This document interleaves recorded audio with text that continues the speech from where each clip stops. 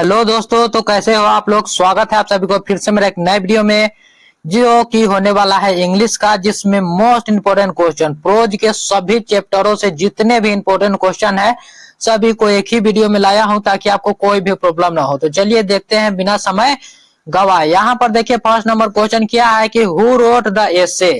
Who wrote the essay Indian civilization and culture, यानी कि हमारा जो एसे है इंडियन सिविलाइजेशन एंड कल्चर, इसको लिखने वाले कौन है, इसको किसने लिखा है आखिर।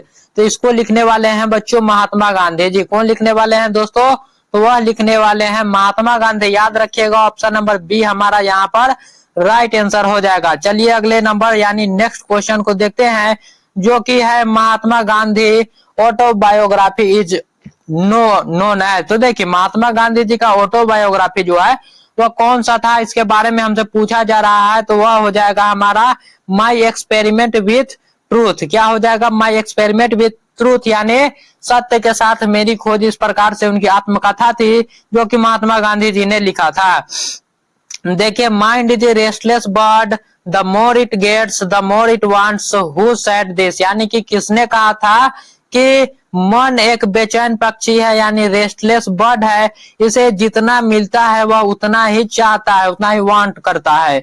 तो वह कहने वाले थे हमारे महात्मा गांधी जी। कौन कहने वाले थे, महात्मा गांधी जी। यहाँ पर आपका चैप्टर नंबर फर्स्ट चल रहा है। चैप्टर नंबर फर्स्ट के जितने भी ऑब्जेक्टिव क्वेश्चन है जो कि बार बार पूछे जाते हैं और इस बार पूछने की संभावनाएं हैं, उसको मैंने यहाँ पर लाकर रखा है। सभी प्रश्नों को यहाँ पर लाकर नहीं रखा। देखिए यहाँ पर according to Gandhi ji our ancestors enjoy true dash rule. तो हमारे गांधी जी के अनुसार हमारे जो पूर्वज थे वह किस सही नियम का पालन करते थे, तो वह घर के नियमों का पालन करते थे, ट्रू होम रूल। बच्चों ऑप्शन नंबर बी यहाँ पर हमारा राइट आंसर हो जाएगा। और वीडियो जो है बहुत दिनों से नहीं आ रहा था, तो इसके लिए हमें क्षमा कीजिएगा, मेरा जो तबीयत है वो बहुत ही खराब था। देखिए यहाँ पर what is the modern civilization all about, यानी कि मॉडर्न सिविलाइजेशन के बारे में पूछा जा रहा है, या किस पर आधारित है। तो मॉडर्न सिविलाइजेशन जो है वर्शिप और मटेरियल पर आधारित है, वर्शिप ऑफ मटेरियल। याद रखिएगा आप लोग, वर्शिप ऑफ, चूंकि वहां के जो लोग हैं वो सामानों की पूजा करते हैं, कहा पश्चिमी लोग। ऑप्शन नंबर ए यहाँ पर हमारा राइट आंसर हो जाएगा। देखिए मैं आपका एक भी सेकंड जो है मैं आपका टाइम वेस्ट नहीं करता हूं कि आप बताइए ऐसे वैसे, मैं आपको सीधा बताते चलता हूं ताकि आपको याद होते जाए। देखिए Mahatma Gandhi dominated Indian politics from, यानी महात्मा गांधी जो है वह राजनीति पर कब से कब डोमिनेट किए, यानी कि छाए रहे, सीधा सीधा बोला जाए तो वह थे बच्चों 1915 से 1948 तक। कब, 1915 से लेकर 1915 जब वो साउथ अफ्रीका से लौटे थे, और राजनीतिक में 1948 जब तक कि उनकी मृत्यु ना हो गए नाथूराम गोडसे के द्वारा, तब तक वह राजनीति पर बहुत ही प्रभाव जमाए रखे थे। देखिए यहाँ पर pharaohs were the ancient rulers of, यानी कि फेरोज जो है वह कहाँ के शासक थे, यह हमसे पूछा जा रहा है। तो वह थे इजिप्ट के। कहाँ के हो जाएंगे, इजिप्ट के हो जाएंगे। ऑप्शन नंबर बी यहाँ पर हमारा बिल्कुल right answer, option number B. देखिए यहाँ पर the glory of India, the glory of India is that its remains, यानी कि हमारा जो भारतीय ग्लोरी है, हमारा जो भारतीय शान है हमारा, वह इमूवेबल है। क्या है, अडिग है, या इसे कोई भी बदल नहीं सकता, कोई भी इसे ठुकरा नहीं सकता, इमूवेबल है, यह अडिग है। देखिए यहाँ पर the motto plain living and high thinking was coined by a. यहाँ पर बोला जा रहा है कि सदा जीवन और उच्च विचार, मतलब जो कहे थे वह किसने कहा था, कहाँ के लोग ने कहा था। तो वेस्टर्न फिलोसफर, क्या वेस्ट के दार्शनिक थे, तो बिल्कुल भी नहीं, वह कहे थे इंडियन। यहाँ पर देखिए प्लान है, यहाँ पर देखिए, यहाँ पर थोड़ा सा मुझसे गलती हो गया, इसे वेस्ट फिलोसफर ही कहे थे। और यहाँ पर अगर बोला जाए simple living and high thinking, तो वह बोले थे इंडियन फिलोसफर। लेकिन यहाँ पर पूछा गया प्लेन लिविंग, क्या बोले हैं, प्लेन लिविंग बोला गया है। तो यह क्या हो जाएगा, यह हो जाएगा वेस्टर्न फिलोसफर। बच्चों याद रखिए। देखिए अगला नंबर क्वेश्चन कि what does Indian civilization elevate, यहाँ पर क्या हो जाएगा, what does Indian civilization elevate, भारतीय सभ्यता हमें क्या सिखाती है, जल्दी से बता दीजिए। संस्कार और नैतिकता के ऊपर उठाती है। हमें याद रखिएगा नैतिकता यानी कि 11 जो है यहाँ पर उसी को बोला जाता है। यहाँ पर हमारा राइट आंसर क्या हो जाएगा, तो मोरल बीइंग यानी कि हमें नैतिकता को हमेशा ही संस्कार के साथ रखने की क्या बताती है, तो शिक्षा देती है। देखिए यहाँ पर वह हमारा चैप्टर हो गया समाप्त। First number chapter first Indian civilization and culture हमारा हो गया पूरी तरीके से समाप्त। और अब हम लोग देखेंगे यहाँ पर कौन सा चैप्टर, तो अब हम लोग देखेंगे सेकंड नंबर चैप्टर जिसका नाम है भारत इज माई होम। देखिए doctor Zakir Hussain deliver his speech Bharat is my home in the year. देखिए सबसे पहले जानिए कि भारत इज माई होम के लेखक है यहाँ पर डॉक्टर जाकिर हुसैन। और इस स्पीच को, यह एक प्रकार का क्या है, तो यह एक प्रकार का स्पीच है। और इस स्पीच को उन्होंने 1967 में क्या किया था, तो दिया था जब वह राष्ट्रपति पद पर जा रहे थे। याद रखिएगा राष्ट्रपति प्रेसिडेंट पद पर वह क्या थे, तो शपथ ग्रहण कर रहे थे। देखिए यहाँ पर doctor Zakir Hussain took the oath as the dash of India. तो जैसा कि मैंने आपको बताया था कि वह शपथ ग्रहण कर रहे थे किस पद का, तो किसका हो जाएगा, राष्ट्रपति का यानी प्रेसिडेंट ऑफ इंडिया यहाँ पर हमारा राइट आंसर। देखिए अगला number question, before becoming the president doctor Zakir Hussain served as the governor of dash. यहाँ पर पूछा जा रहा है कि डॉक्टर जाकिर हुसैन प्रेसिडेंट से पहले यानी कि राष्ट्रपति से पहले क्या सर्व कर चुके हैं, कहाँ के गवर्नर रह चुके हैं, तो वह गवर्नर रह चुके हैं राज्यपाल यानी कि वह बिहार के रह चुके हैं। याद रखिएगा ऑप्शन नंबर बी हमारा यहाँ पर बिल्कुल राइट आंसर हो जाएगा। और बच्चों यहाँ पर मेरे इस वीडियो को लाइक कर दीजिएगा, क्योंकि यह वीडियो सिर्फ मेरा नहीं है, यह वीडियो बनाने का उद्देश्य है आपकी एग्जाम की तैयारी कराना। देखिए who are the role model of doctor Zakir Hussain, वो भी एग्जाम की तैयारी ऐसे कराना कि एक सेकंड भी आपका जाए या ना जाए। बच्चों देखिए who are the role model of doctor Zakir Hussain, doctor Zakir Hussain का रोल मॉडल कौन थे, जैसे कि हमारा भी रोल मॉडल कोई होता है वैसे ही डॉक्टर जाकिर हुसैन के रोल मॉडल थे डॉक्टर कौन, तो सर्वपल्ली राधाकृष्णन जी। याद रखिएगा जो कि सेकंड प्रेसिडेंट थे। और थर्ड प्रेसिडेंट कौन बने, तो doctor Zakir Hussain. Doctor Zakir Hussain enter the office of the president of in spirit of dash. तो स्पिरिट ऑफ डैश क्या हो जाएगा यहाँ पर, जब वह इंटर करते हैं यानी प्रवेश करते हैं अपने ऑफिस में, तो किस तरीके से वह करते हैं, टोटल डेडिकेशन एंड प्रेफुल ह्यूमिलिटी से, यानी कि पूरी तरीके से विनम्रता पूर्वक वह जाते हैं भीतर ऑफिस में। याद रखिएगा। देखिए अगला नंबर क्वेश्चन कि who took the oath of loyalty to the dash of India. वह कहाँ के, वह क्या बोला जा रहा है, who took the oath of loyalty to the dash of India, वह किसके प्रति जो है वह शपथ ग्रहण कर रहे थे, तो वह शपथ ग्रहण कर रहे थे कॉन्स्टिट्यूशन के प्रति। किसके प्रति, कॉन्स्टिट्यूशन यानी संविधान के प्रति वह शपथ ले रहे थे कि मैं हमेशा ही भारत के लिए वफादार रहूंगा। देखिए यहाँ पर according to doctor Zakir Hussain education is a dash instrument of national purpose. तो एजुकेशन जो है हमारे लिए कितना जरूरी है यह तो आपको मालूम होगा, यह एक प्राइम इंस्ट्रूमेंट है यानी कि मुख्य चीजें है। याद रखिएगा मुख्य हथियार है। चलिए अगले नंबर क्वेश्चन को देखते हैं कि Bharat is my home and its people are my dash. Bharat, doctor Zakir Hussain ji का एक लाइन है कि भारत इज माई होम यानी कि भारत मेरा घर है और यहाँ के जो लोग हैं वह मेरे क्या है, तो वह है मेरे फैमिली। ऐसा वह अपने भाषण के दौरान बोलते हैं। ऑप्शन नंबर बी यहाँ पर हमारा बिल्कुल राइट आंसर हो जाएगा। देखिए according to doctor Zakir Hussain work how many aspect dash, यहाँ पर क्या हो जाएगा कि डॉक्टर जाकिर हुसैन जी के अनुसार वह किस प्रकार से काम को देखते हैं, तो वह काम को दो प्रकार के देखते हैं। दो प्रकार के देखते हैं, इंडिविजुअल एंड सोशल। कितने प्रकार के, तो इंडिविजुअल और सोशल यानी दो प्रकार के वह कामों को देखते हैं, दो प्रकार में वह बांटते हैं। देखिए he pledge himself to the loyalty of our dash culture. यहाँ पर क्या कहा जा रहा है इसको समझिए। यहाँ पर डॉक्टर जाकिर हुसैन जी कहते हैं कि अपनी पुरानी यानी कि अपने पास्ट जो है, पास्ट को कभी अपने संस्कृति को भूलना नहीं चाहिए और उसके प्रति वफादार रहना चाहिए। किसको नहीं भूलना चाहिए, तो पास्ट को नहीं भूलना चाहिए। चलिए ये भी चैप्टर हमारा समाप्त हो चुका है, चैप्टर नंबर 2 भी हमारा क्लियर हो चुका है। चलिए देखते हैं अगला नंबर क्वेश्चन जिसका नाम है ए पिंच ऑफ स्नफ। क्या नाम है बच्चों, तो ए पिंच ऑफ स्नॉप। तो मेरे भाइयों और बहनों जल्दी से इस वीडियो को लाइक कर दीजिए और कमेंट में जरूर बताइए सभी का आंसर, क्योंकि आप लोग कमेंट में लिखिएगा तो आपको याद होते जाएगा। देखिए pinch of snuff is written by, a pinch of snuff के लिखने वाले कौन है, यानी इसे किसने लिखा है, तो वह हो जाएंगे मनोहर मैलगोनकर जी। ये हमारे भारत के ही रहने वाले थे। और ए पिंच ऑफ स्नॉप का मतलब होता है एक चुटकी सूंघनी या फिर खैनी, याद रखिएगा। नानू काका was the narrator's dash. Nanu काका जो है, नानू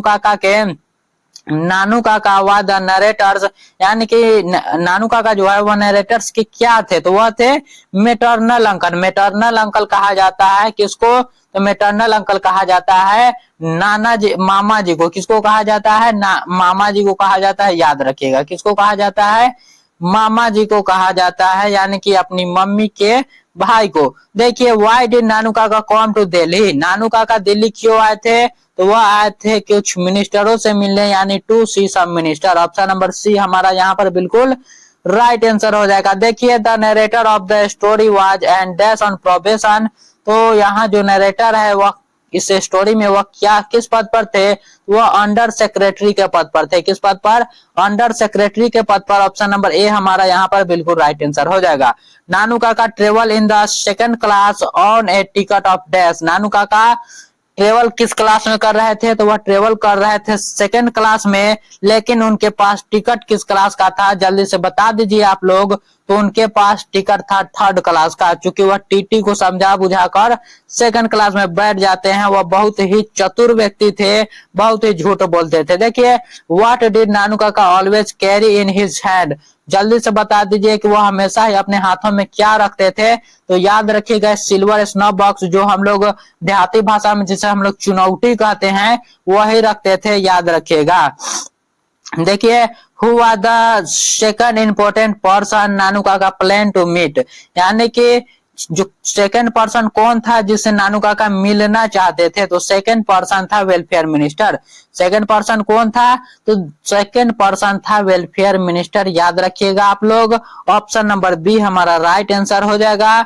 और चलिए देखते हैं अगला नंबर क्वेश्चन कि Nanu Kaka pose as the hereditary astrologer of the maharaja of dash, यानी कि नानू काका जो बनकर जाते हैं हेरिडेटरी के एस्ट्रोलॉजर, और वह कहाँ के महाराजा के एस्ट्रोलॉजर बनकर जाते हैं, तो वह थे नौर के महाराजा के क्या, तो पुश्तैनी, जो यहाँ पर पुश्तैनी जो एस्ट्रोलॉजर होता है वही। देखिए यहाँ पर हु वाज रतिराम, यानी रतिराम कौन था, रतिराम जो है वह कौन था, तो वह था सोहन लाल का बेटा, सोहन लाल सन्स। यहाँ पर क्या हो जाएगा, सोहन लाल जो कि दिल्ली में पार्टी बॉस था, याद रखिएगा। इसके बारे में भी पूछा जाता है, यह क्या था, तो यह था बच्चों पार्टी बॉस। क्या था, पार्टी बॉस, उसी का बेटा था जिसका नाम था रतिराम। देखिए व्हाट डिड नानू काका bring with him in A basket.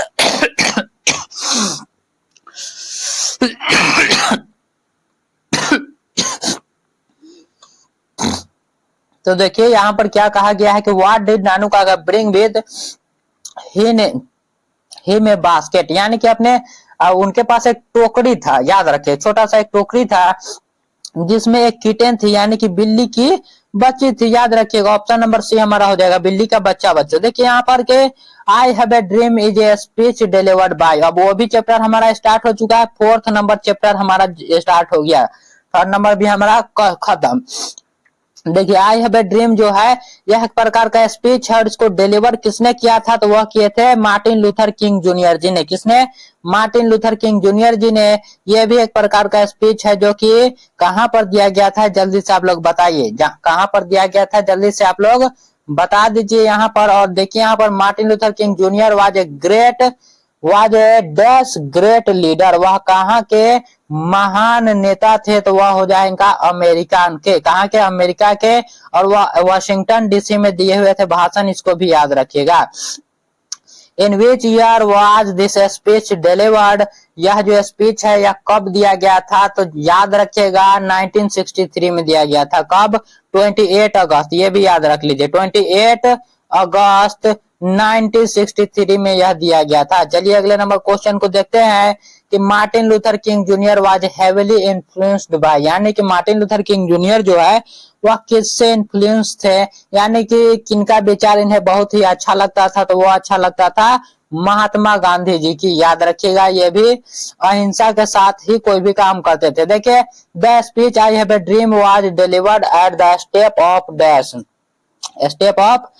I have a dream जो है यहाँ पर, यह कहां पर दिया गया था, यही हमसे बोला जा रहा है, तो वह दिया गया था लिंकन मेमोरियल में। याद रखिए, लिंकन मेमोरियल वाशिंगटन डीसी में दिया गया था। चलिए देखते हैं अगला नंबर क्वेश्चन कि the speech is primarily A fight against, क्या हो जाएगा, fight against the space is primarily. यहाँ पर क्या हमसे बोला जा रहा है कि यह जो फाइट हुआ था, यह जो स्पेस दिए थे किसके अगेंस्ट दिए थे, तो रेशियल डिस्क्रिमिनेशन के अगेंस्ट, यानी कि नस्लीय भेदभाव के, वहां पर चमड़ी के रंग के आधार पर भेदभाव किया जा रहा था, गोरा काला में भेदभाव हो रहा था।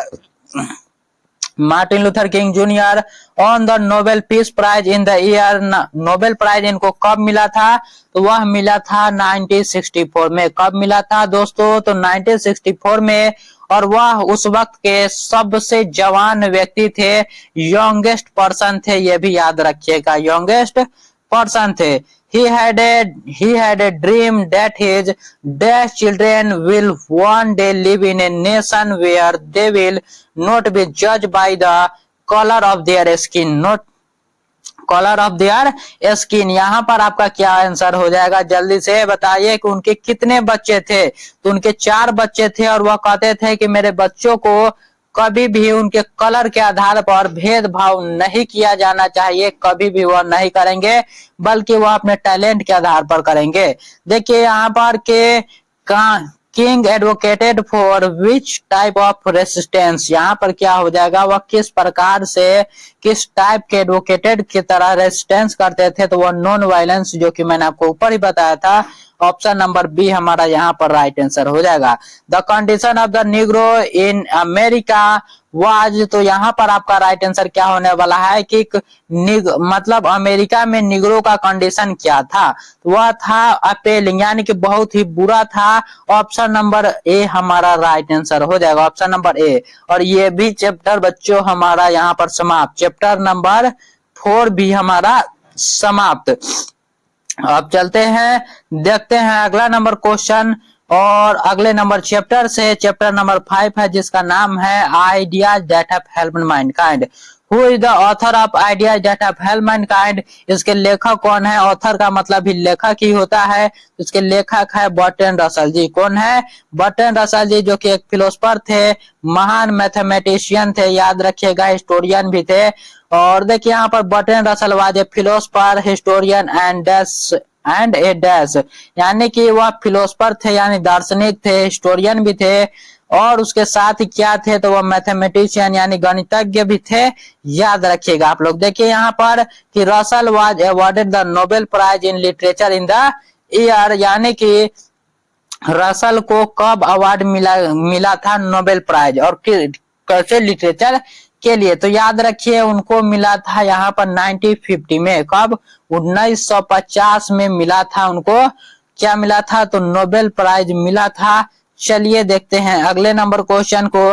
Which of the following invention was a milestone in early human progress, यानी कि कौन सा इन्वेंशन था जो कि हमारे लिए मील का पत्थर साबित हुआ, माइलस्टोन साबित हुआ, तो वह हुआ था फायर का आविष्कार, यानी कि आग का आविष्कार। किसका हुआ था, तो आग का आविष्कार हुआ था। याद रखिएगा, जो कि हमारे लिए बहुत ही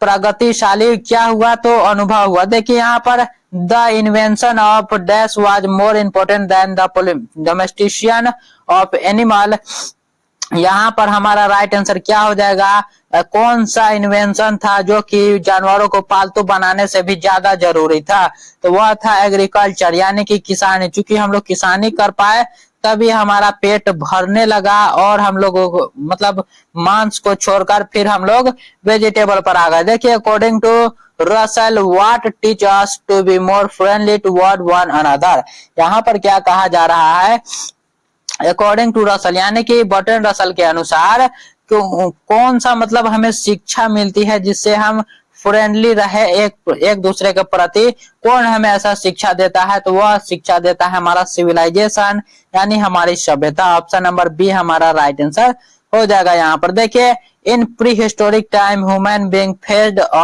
the greatest problem of dash, greatest problem of dash, यहाँ पर हमारा राइट आंसर हो जाएगा सर्वाइवल। क्या हो जाएगा, चूंकि आदि मानव के पास जो है वो सबसे ज्यादा मतलब क्या दिमाग में रहता था हमेशा ही कि सरवाइव हमें करना है, यही जो है सोच उनका हमें यहाँ तक लाया। देखिए, Bertrand Russell belongs to the which country, यानी कि बर्ट्रैंड रसल जो है वह किस कंट्री से बिलोंग करते थे, यही हमसे पूछा जा रहा है। वह किस कहां से वह रहने वाले थे, तो वह हो जाएगा ब्रिटेन से। ऑप्शन नंबर सी हमारा बिल्कुल राइट आंसर। चलिए अब देखते हैं 9वां नंबर क्वेश्चन, जो कि है what made life much pleasanter for early humans. यहाँ पर क्या आंसर होगा, इसको देखिए, कौन है जो हमारे लाइफ को बहुत ही प्लेजेंट बना दिया यानी कि आसान बना दिया, तो वह हो जाएगा टेमिंग ऑफ डोमेस्टिक एनिमल। जब हम लोग जानवरों को पालतू बनाना शुरू कर दिए। देखिए यहाँ पर Russell says that compare to animals human being have the advantage of dash, advantage of dash, तो यहाँ पर हमारा आंसर हो जाएगा इंटेलेक्ट इंटेलिजेंस। क्या हो जाएगा, इंटेलेक्ट इंटेलिजेंस हो जाएगा। ये क्वेश्चन भी बार बार पूछा गया है, इसको याद रखिएगा। यहाँ पर भी वह चैप्टर हमारा खत्म हो चुका है, यहाँ पर भी हमारा चैप्टर खत्म हो चुका है और 6ठा नंबर चैप्टर स्टार्ट हो चुका है जिसका नाम है द आर्टिस्ट। देखिए, who is the author of the short story the artist, यानी द आर्टिस्ट के लेखक कौन है। द आर्टिस्ट के लेखक यहाँ पर पूछा जाए तो वह हो जाएंगे जापानीज राइटर शिगा नोया जी। चलिए देखते हैं इनके बारे में और क्या क्या हम लोग जान पाते हैं। Shiga Noah is a celebrated short story writer from, वह एक शॉर्ट स्टोरी राइटर थे, याद रखिएगा, जो कि कहाँ के थे, तो जापान के थे, याद रखिए। देखिए अगला नंबर क्वेश्चन कि व्हाट वाज सेबे एज, यहाँ पर क्या कहा जा रहा है, इसको समझिए। यहाँ पर क्या कहा जा रहा है कि व्हाट वाज सेबे एज, यानी कि सेबे का उम्र कितना था। सेबे का जो उम्र है वो 12 साल का था और वह प्राइमरी स्कूल में पढ़ता था। कहाँ पर, प्राइमरी स्कूल में पढ़ता था और लड़कियों में उसका बड़ा ही इंटरेस्ट था। देखिए, Sebe was passionately interested in collecting, यानी कि उसका इंटरेस्ट किस में था, तो वो गोड्स में था, यानी कि कद्दुओं में था। ऑप्शन नंबर सी हमारा यहाँ पर राइट आंसर हो जाएगा। अब देखिए अगला नंबर क्वेश्चन की which teacher caught Sebe polishing a god under his desk in class, desk in class, यहाँ पर हमारा राइट आंसर क्या हो जाएगा, इसको देखिए।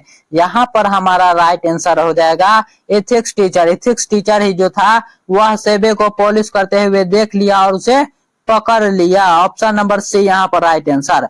What did the teacher do with Sebe confiscated god, यहाँ पर क्या राइट आंसर होगा, यह देखिए। जल्दी से आपको कमेंट में बताते चलना है कि आंसर क्या होगा। देखिए, टीचर जो है वह गुस्से में कद्दू को जब्त कर लिया और स्कूल के चपरासी जो होता है पोर्टर को उसने दे दिया था और पोर्टर जो है बाद में वह ले जाकर बेच देता है। क्या हो जाएगा, gave it and old porter, वह पोर्टर को एक चपरासी को यानी कि दे देता है। देखिए, how much did the curio dealer pay the porter for the god, जो क्यूरियो डीलर था वह पोर्टर के गॉड को कितना रुपए दिया, तो 50 येन, और एक बिजनेसमैन जो एक वेल्दी आदमी था वो दिया था 600 येन, याद रखिएगा। यानी कि समझ लीजिए कि इस बच्चे के कलाकारी में कितना दम था। देखिए वो क्वेश्चन आ ही गया कि the curio dealer later sold the same god to a wealthy collector for कितना, 600 येन, यहाँ पर हमारा राइट आंसर हो जाएगा। दुकानदार जो है वह बड़ा ही चालाक था, वो 50 येन में पोर्टर से खरीद कर 600 येन में एक अमीर इंसान से बेच देता है। What did Sebe father do when he found out about the incident, यहाँ पर हमारा राइट आंसर क्या हो जाएगा, जल्दी से बता दीजिए। तो यहाँ पर हमारा राइट आंसर हो जाएगा smashed all his God with A Harmer, यानी कि सभी को उसके पिता ने तोड़ दिया था, सभी गद्दुओं को जिस पर उन्होंने कलाकारी किया था। देखिए, after the god incident Sebe started spending in time in, वह किस में अपना टाइम स्पेंड करता था, खेलने में बिल्कुल भी नहीं, सिंगिंग में भी नहीं, पेंटिंग, हाँ देखिए बाद में जाकर क्या कह रहा है, आफ्टर द गॉड, यानी कि गॉड के यानी कद्दू के इंसिडेंट के बाद वह पेंटिंग करने लगा। क्या करने लगा, तो वह पेंटिंग करने लगा, याद रखिएगा। क्योंकि उसको पिता से बहुत ही मार पड़ी, इसलिए वह कद्दुओं को से खेलना छोड़ दिया। यहाँ पर देखिए यह भी चैप्टर समाप्त। अब चलते हैं हम लोग 7वें नंबर चैप्टर पर। 7वां नंबर चैप्टर जिसका नाम है ए चाइल्ड इज बॉर्न। देखिए child is born is written by, यानी कि इसके लेखक कौन है, तो वह हो जाएगा जर्मन ग्रीर। कौन हो जाएंगे, तो जर्मन ग्रीर हो जाएंगे, याद रखिएगा। चलिए देखते हैं अगले नंबर क्वेश्चन को। अगला नंबर क्वेश्चन क्या है, German Greer is a famous writer. German Greer is a famous writer, वह कहाँ के फेमस राइटर है, तो ऑस्ट्रेलियन हो जाएगा। ऑप्शन नंबर सी यहाँ पर बिल्कुल भी right answer. In traditional society A pregnant women is primarily supported by, यानी कि ट्रेडिशनल सोसाइटी में जो है, जो समाज हमारा जो आम समाज है, जैसे हमारा ही समाज देख लीजिए, बिहार में जो जितने भी लोग हैं, वहां पर क्या होता है कि जब भी कोई औरत जो है वह प्रेग्नेंट होती है, तो उसका पूरा खानदान और मोहल्ला जो है उसका देखभाल करता है। क्या हो जाएगा यहाँ पर आंसर, तो यहाँ पर आंसर हो जाएगा किंग्स फोल्क एंड सोसाइटी, यानी कि उसके घर के और सोसाइटी के लोग सभी मिलकर उसका हेल्प करते हैं। ऑप्शन नंबर सी हमारा राइट आंसर हो जाएगा। 4th नंबर चैप्टर देखिए कि according to traditional customs where does a pregnant woman go for the last few month of her pregnancy, यानी कि प्रेगनेंसी के अंतिम महीने में आखिर महिला जो है वह कहाँ जाना प्रेफर करती है, तो वह करती है अपनी माँ के घर, ताकि जो है उसकी देखभाल अच्छी तरीके से हो पाए। ऑप्शन नंबर सी हमारा राइट आंसर हो जाएगा। देखिए यहाँ पर the naming ceremony of the baby is held when it is dash day old. तो जैसे हमारे यहाँ 6 दिन पर छठियार होता है, उसी प्रकार बांग्लादेश में 7वां दिन पर नामकरण होता है छठियार के रूप में ही, याद रखिएगा, जिसमें उसकी माँ और उसके बच्चे को नया कपड़ा दिया जाता है। चलिए 7वां दिन याद रखिएगा आप लोग। देखिए in Sylhet traditional birth attendants are called, यहाँ पर हमसे क्या कहा जा रहा है, इसको समझिए कि सिलहेट जो है बांग्लादेश में ही था, सिलहेट हो या मतलब कहीं का भी हो, तो उसके बारे में बोला जा रहा है डिलीवरी डॉक्टर या नर्स जो है वह कैसी होने चाहिए, यहाँ पर किस प्रकार के बारे में बात किया जा रहा है। तो यहाँ क्या होना चाहिए, यहाँ पर होना चाहिए डायस। क्या होना चाहिए, डायस करवानी चाहिए, याद रखिएगा। चलिए यहाँ पर देखिए अगला नंबर क्वेश्चन की, who bring new cloth for the baby and the mother on the day of naming ceremony. तो देखिए नेमिंग सेरेमनी के दिन, जैसा कि मैंने आपको बताया कि बच्चे और बच्चे को माँ को नया नया कपड़ा दिया जाता है, किसको, बेबी एंड मदर दिया जाता है। किसके द्वारा दिया जाता है, यह हमसे पूछा जा रहा है। नामकरण के दिन जो है बहन या फिर कोई भी जो है उसको कपड़ा लाने का फर्ज है, याद रखिए। वहां पर क्या है, तो बहन भांजे भांजी के लिए कपड़े लाने का फर्ज किसका फर्ज होता है, तो अपने मामा का, याद रखिए। यहाँ पर क्या हो जाएगा, द मदर्स ब्रोदर यहाँ पर हो जाएगा, यहाँ पर मेटरनल अंकल। देखिए कोई भी लड़की है जिसका शादी हो चुका है और उसका अगर बच्चा होता है, तो उसका जो भाई है, लड़की का भाई जरूर जाता है, याद रखिएगा, हमेशा है, चाहे कुछ भी प्रॉब्लम हो। देखिए यहाँ पर modern methods of child birth in western hospital are often describe as. यहाँ पर देखिए यहाँ पर क्या कहा जा रहा है, इसको समझिए पहले। यहाँ पर कहा जा रहा है कि मॉडर्न मेथड, यानी कि विदेश के जो वहां का जो मेथड है, वहां के अस्पताल में जब बच्चा होता है तो वहां पर कोई जश्न नहीं, कुछ भी वहां पर बिल्कुल भी नहीं होता है। इसीलिए यहाँ पर हम लोग आंसर लगा सकते हैं क्लिनिकल एंड लोनली। वहां पर बिल्कुल भी जश्न उसमें कुछ किसी चीज का माहौल नहीं, एक मशीन जैसा वहां पर होता है, क्लिनिकल जिसे हम लोग कहते हैं, मशीन जैसा व्यवहार। देखिए यहाँ पर in traditional societies the relationship between mother and child is considered dash then the relationship between husband and wife, यानी कि हस्बैंड और वाइफ से भी ज्यादा इंपॉर्टेंट रिश्ता किसका हो जाता है, और उस औरत की, तो उस औरत के लिए उसका बच्चा जो होता है वह सबसे ज्यादा इंपॉर्टेंट होता है, मोर इंपॉर्टेंट हो जाएगा। बच्चा जो है, बच्चा किसी भी माता के लिए अपना बच्चा जो है उसके पति से भी ज्यादा इंपॉर्टेंट होता है। याद रखिएगा, यह सच में ऐसा ही है। देखिए यहाँ पर the essay explore the cultural aspects of, यहाँ पर क्या हो जाएगा, the essay explores the cultural aspect of pregnancy and child birth, यहाँ पर ऑप्शन नंबर सी हमारा हो जाएगा। प्रेगनेंसी एंड चाइल्ड बर्थ जो है हमारा यहाँ पर राइट आंसर हो जाएगा। और ये भी चैप्टर हमारा हो चुका है समाप्त। और 8वें नंबर चैप्टर पर हम लोग चलते हैं।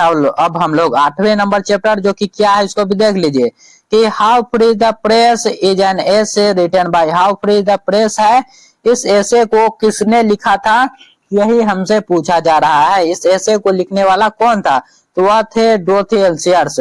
कौन थे वह, तो Dorothy L Sayers, option number C हमारा right answer.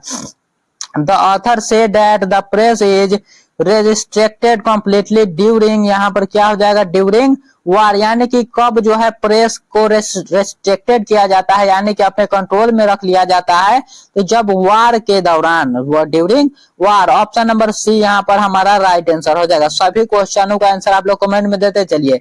In a democracy the press is theoretical, क्या है, सपोज्ड टू बी डैश, यहाँ पर क्या हो जाएगा, डेमोक्रेसी जो है the press is theoretical suppose, क्या हो जाएगा, सपोज टू बी, यहाँ पर क्या है, तो वहां पर बोला जाता है कि वो फ्री है। हमारा जो गवर्नमेंट है बिल्कुल भी उस पर कंट्रोल नहीं करता है प्रेस पर। इस प्रकार से वो बताते हैं कि हमारे जितने भी रिपोर्टर है सभी फ्री रहते हैं, सभी प्रेस हमारे फ्री है।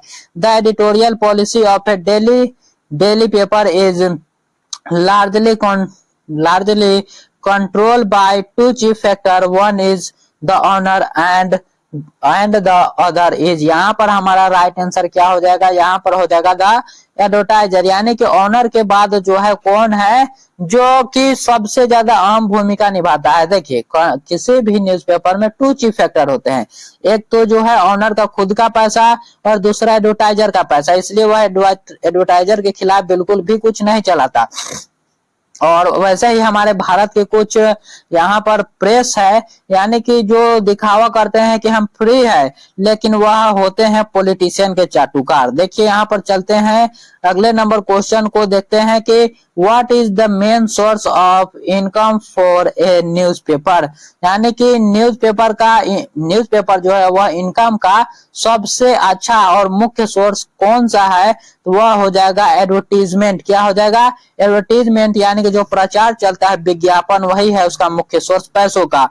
न्यूज़पेपर्स ऑफ्टन यूज सेंसेशन, क्या है, सेंसेशनलिज्म टू डैश, यहाँ पर हमारा राइट आंसर हो जाएगा, याद रखिएगा 6ठे नंबर क्वेश्चन का आंसर हो जाएगा इंक्रीज देयर सर्कुलेशन। क्या हो जाएगा, इंक्रीज देयर सर्कुलेशन, यानी मीडिया वाले जो खबर में मिर्च मसाला लगाते हैं, क्यों होता है कि उनका अखबार जो है वह ज्यादा बिके। वो मतलब छोटी सी बातों को भी इतना बड़ा बड़ा बताकर बनाएंगे कि, और बात को बतंगर बहुत बनाएंगे। जो मुख्य चीजें है जैसे पेपर लीक, मतलब जो डेवलपमेंट है उसके बारे में कुछ नहीं बोलेंगे, लेकिन जितना भी फालतू चीज है सबके बारे में वह दिन भर बोलते रहेंगे कि झालमुड़ी कैसे है, मेलोडी इतना चॉकलेटी कैसे है, जितना फालतू चीज है सबके बारे में वह बोलते रहेंगे। देखिए द प्रेस है द पावर टू मेक और ब्रेक ए पर्सन, यहाँ पर हमारा राइट आंसर क्या हो जाएगा, यहाँ पर देखिए यहाँ पर क्या आंसर हो जाएगा, द प्रेस है द पावर टू मेक और break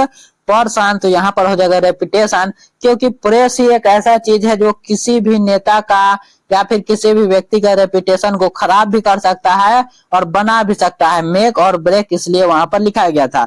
Dorothy L Sayers was one of the first women to graduate from dash, तो डोरोथी एल सीयर्स जो है वह फर्स्ट वुमेन थी जो कि ग्रेजुएट हुई थी ऑक्सफोर्ड यूनिवर्सिटी से। ऑप्शन नंबर बी हमारा यहाँ पर राइट आंसर हो जाएगा। What do reporter sometimes do to an interview to make it spicy, क्या हो जाएगा यहाँ पर, क्योंकि मिर्च मसाला तो वह डालते ही है, इसलिए यहाँ पर हम लोग क्या लगाएंगे, मॉस्क्यूट लगाएंगे, मॉस्क्यूट और डाइजोट इट, यहाँ पर हमारा राइट आंसर हो जाएगा, क्योंकि वह खबरों में मिर्च मसाला डालकर वह लगाते हैं। चलिए तोड़ मरोड़ कर वह किसी भी बात को बताते हैं, इसी के लिए वहां पर आंसर था। देखिए free press is the dash of free people, यहाँ पर क्या कहा जा रहा है, यहाँ पर समझिए कि आजाद मीडिया जनता के लिए क्या है, तो वह आजाद मीडिया एक जनता के लिए पहरेदार कुत्ता की तरह है, पहरेदार कुत्ते की तरह है, यानी कि वॉच डॉग। क्या यहाँ पर राइट आंसर, वॉच डॉग, जो कि सरकार की गलतियों पर भौंकता है, यानी कि सरकार की गलतियों को दिखाता है। लेकिन हमारे भारत की जितनी भी दलाल मीडिया है वो भारत के हर नाकामी को अच्छा बताती है। 2000 के नोट में चिप खोजती है तो झाल मुड़ी को खाने को बताती है कि कैसे इसका सर्च जो है इतना ज्यादा बढ़ जाता है, और वह बताती है कि मेलोडी इतना चॉकलेटी क्यों है। और यह भी बताया जाता है कि आखिर किसी व्यक्ति का जो सीना है वह 56 इंच का है, वो भी सलमान खान से भी ज्यादा। इस आप समझ सकते हैं कि भारत की जो मीडिया है वो कितनी दलाल हो चुकी है। और देखिए यहाँ पर चलते हैं अगले नंबर क्वेश्चन पर कि the story the earth is written by, यह जो स्टोरी है द अर्थ, इसको लिखने वाले कौन थे, तो यह लिखने वाले थे एच ई बेट्स जी। कौन लिखे थे इसको, एच ई बेट्स ने लिखा था। ऑप्शन नंबर बी हमारा राइट आंसर हो जाएगा। चलिए अगला नंबर क्वेश्चन देखते हैं। What was the name of the main character in the story, यानी कि मेन कैरेक्टर का नाम क्या था इस स्टोरी में, तो वह नाम था बेंजी। बेंजी एक लड़का होता है जो कि जॉनसन का बेटा होता है। किसका, तो जॉनसन का कौन होता है, तो बेटा होता है। जॉनसन उसका पिता होता है, वो जो कि एक किसान था। क्या था, तो वह एक किसान था, याद रखिएगा। चलिए इसके बारे में आगे हम लोग जानते हैं।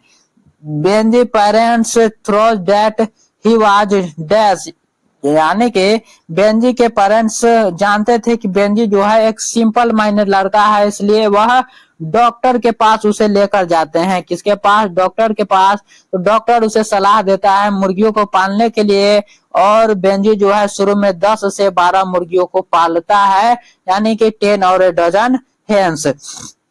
चलिए देखते हैं। What did the doctor advise Benji parents to do for him, जैसा कि मैंने आपको बताया कि बेंजी को डॉक्टर जो है एडवाइस देते हैं किस काम को करने के लिए, तो वह कौन सा काम था, तो वह बोले थे कि give him some occupation like keeping chicken, यानी कि मुर्गियों को बेचने के लिए उन्होंने कहा था, और उसी में वो ताकि वह बिजी रहे।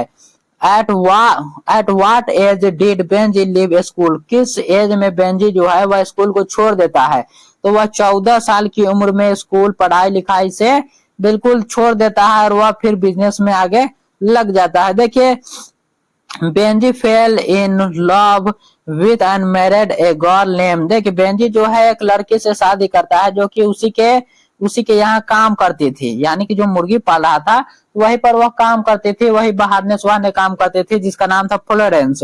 और इस बेंजी के माता पिता जो है वह इस लड़की को बिल्कुल भी पसंद नहीं करते थे, क्योंकि इसकी आंखें जो थी वह ग्रे आई था, यानी कि भूरा कलर का था, और दिखने में भी शायद उतना अच्छा नहीं थी। चलिए देखते हैं कि when Benji turned 21 his parents handed him a passbook, what color was it, यानी कि बेंजी के पेरेंट जो थे वह एक पासबुक बनाए थे, जब वो बेंजी 21 साल का हो जाएगा तब उसे मिलता है, याद रखिए। और यही हमसे पूछा जा रहा है कि यहाँ पर जैसा कि चैप्टर का नाम है यहाँ पर क्या, अर्थ, मिट्टी, और मिट्टी का रंग कैसा होता है, तो भूरा होता है, इसे याद रखिए। तो पासबुक भी भूरे रंग का ही था। ये इसको याद करने का एक ट्रिक है क्या, कि देखिए द अर्थ क्या होता है, भूरा कलर का, और वह पासबुक का कलर भी भूरा था। चूंकि यह क्वेश्चन अभी तक नहीं पूछा गया है तो बहुत संभावना है कि इस बार पूछ ले आपसे।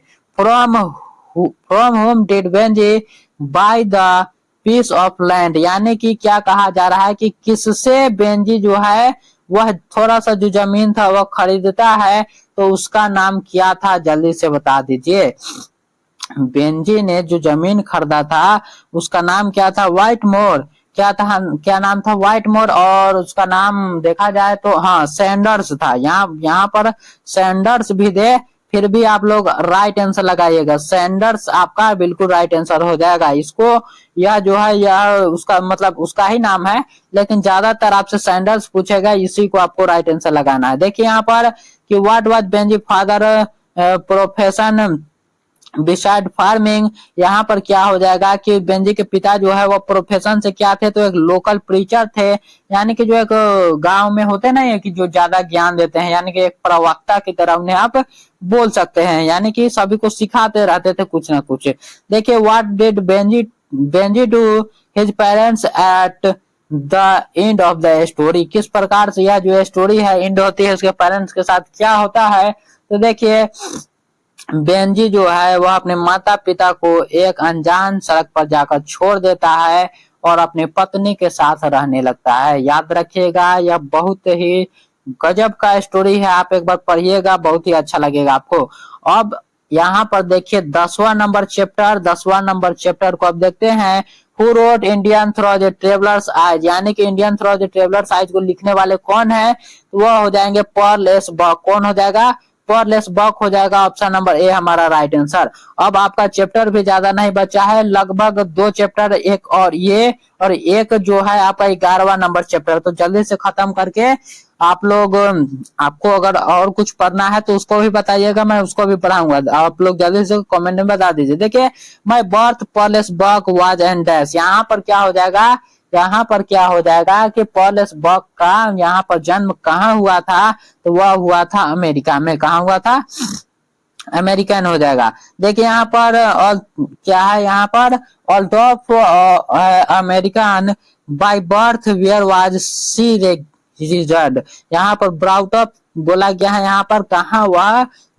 देखिए बाद में वह अमेरिका तो रहने लगे थे, लेकिन आखिर इनका जन्म कहाँ हुआ था यह हमसे पूछा जा रहा है, तो वह हुआ था चाइना में। कहाँ हुआ था, चाइना में हुआ था, याद रखिएगा। Pearl S Buck came to India to see and listen to 2 group of people who were they, वह कैसे लोगों से भारत में मिलने आए थे, तो the young intellectual and peasant, यानी कि यहाँ के यंग युवा लोगों से और किसानों से भी मिलने आए थे।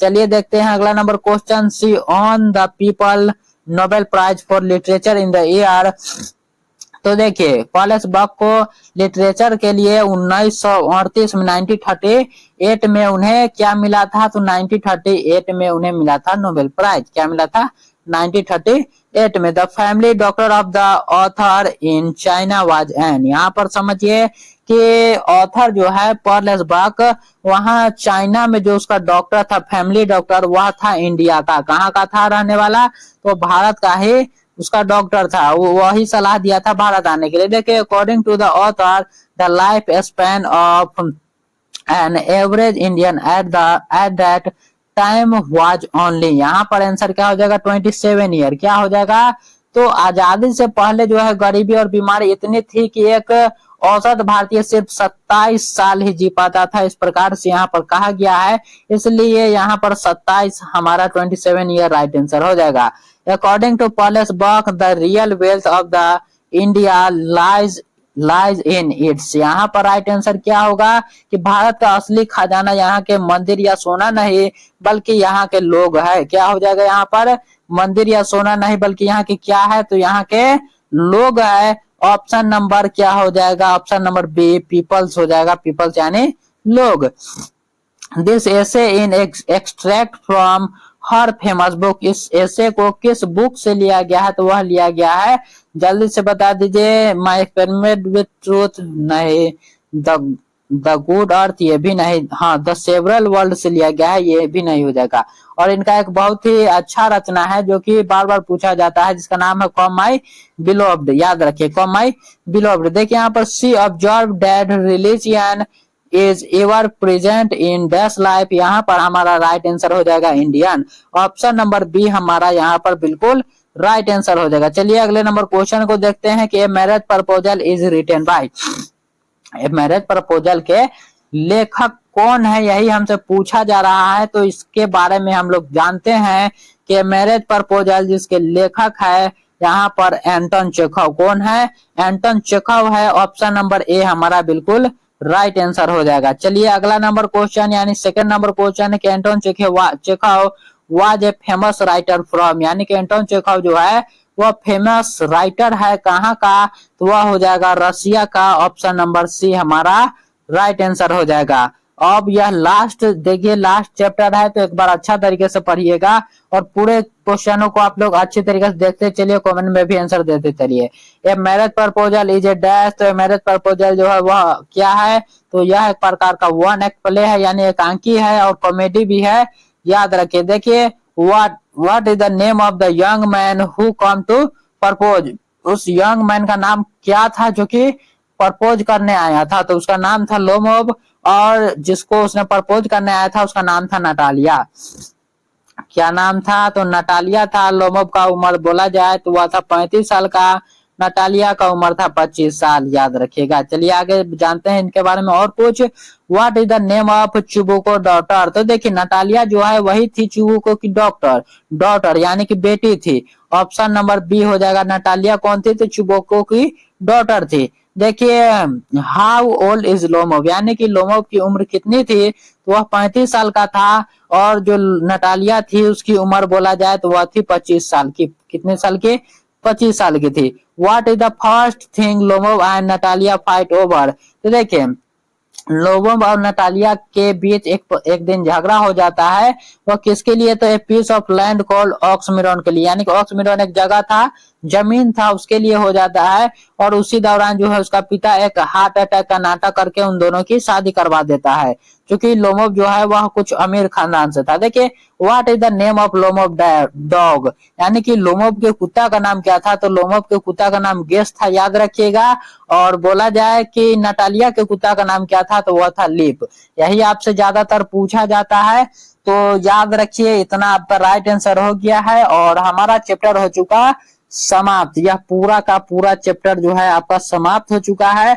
तो कमेंट में जरूर बताइए कि यह वीडियो कैसा लगा और आगे किस प्रकार का वीडियो लाया जाए, यह भी आप लोग कमेंट में बताइए। कैसा आपको वीडियो देखना पसंद है, फिजिक्स का लाया जाए, केमिस्ट्री का, बायोलॉजी का, मैथ का, इंग्लिश का या फिर हिंदी का। मिलते हैं अगले वीडियो में, तब तक के लिए धन्यवाद। जय हिंद, जय भारत।